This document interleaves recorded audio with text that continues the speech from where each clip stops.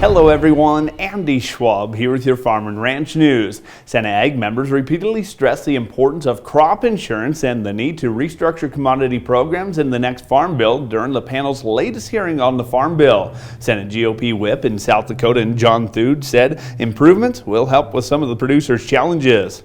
Crop insurance and commodity programs must be maintained and where possible improved in the next Farm Bill to help producers face challenges from high inflation and input costs to adverse weather events. The American Farm Bureau added to that as they predict a 16% drop in the net farm income this year, on top of a further 4% hike in the record cost.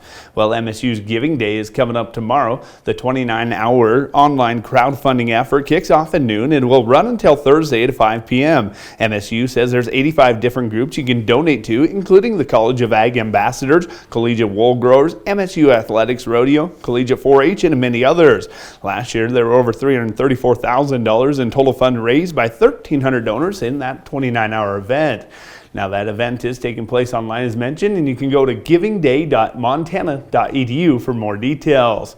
Well, looking at the events calendar as well, we have the Mate Show that's going to be kicking off in Billings here tomorrow. That 3-day event is going to be filled with a lot of great learning opportunities and ways to talk to those folks in the ag industry. Of course, we'll be there, and that's about all the time we have for today's program, but joining me right back here in an hour for a look at your ag markets. I'd say we're authentic, over and above everything. Really, it comes down to me, Jim and Bill, as individuals and as a team.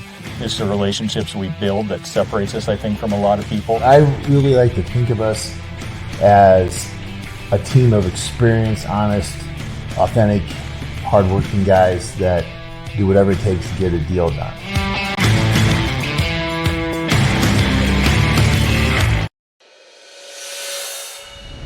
Welcome back, friends, to your Ag News and your markets. The Department of Agriculture on Monday announced new investments and strategies to help farmers and ranchers conserve water, address climate change, and build drought resilience in the West. The effort is through the Western Water and Working Lands Framework for Conservation Action to address key water and land management challenges across 17 Western states. The framework includes guidelines for identifying vulnerable agricultural landscapes and 13 strategies to help NRCS state leaders, water resource managers, and producers respond to priority challenges. The full details can be found on our website at northernag.net.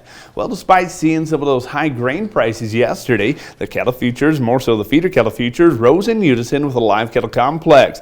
That was despite a large purchase from packers on the negotiated cash cattle market last week, as they saw over a quarter of their 108,000 head committed for that deferred delivery. Now, for the local auction barns, it was our neighbors to the east having a decent test of feeder cattle. Certainly worth noting was the higher head count of the heavier steers and heifers that saw great demand. Optimal snow cover has added some optimism to the Black Hills country and a potential impact that it could carry into this spring. Sticking into Dakotas for the sheep sales, Newell Sheepyards had a light test on Thursday. Coal ewes, however, did gather higher prices.